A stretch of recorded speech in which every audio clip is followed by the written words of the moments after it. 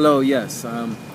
Decided to make this video based on the situation that's happening right now in London, in Europe.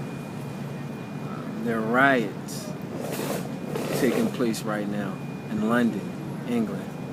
And I just recently chatted with someone on Facebook, a person who lives just outside of London. And they asked me, well, he basically explained to me, that the riots were due to a black person who had been shot by the police officers. And then it got out of hand and people started robbing shops, looting, things of that nature. Now, if you ask me, things got out of hand when the person who was shot, who was a black person from African descent, things got out of hand at that point.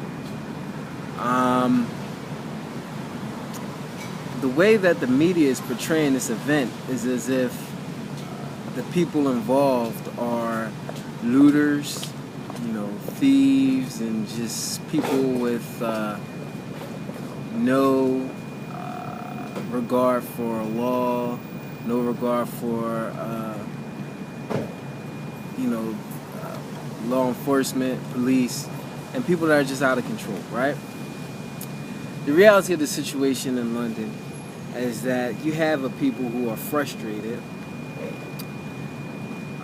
who are continuously being harassed by police officers, by law enforcement. And this has been going on for a long time. You have people who are being discriminated against, and the people have reached a point where they're fed up. You don't get this kind of reaction from people based off of one event. This is an ongoing issue. And in terms of the black people that were involved in the incident, for one, most of the black people that were involved, it wasn't due to just these people who just wanted to rob stores just to get, whatever valuables or goods that they could acquire. First of all, if you're robbing a store, more than likely, most of them did not have jobs. Okay, if you have a job, all right, you're not gonna jeopardize your job going to jail simply in order to, maybe get a TV out of a shop or something like that. And actually you're endangering your own personal well-being too, to go out into an environment like that. So you have high unemployment, which is disproportionately amongst people who are black. And then you have, at the same time, a group of people, black people in the minorities, who are targeted by law enforcement and treated unjustly, and they reached a point where they were fed up. And this is the result of it. Now, the thing that gets me is how the media is portraying them. No, these aren't people with legitimate issues, legitimate concerns.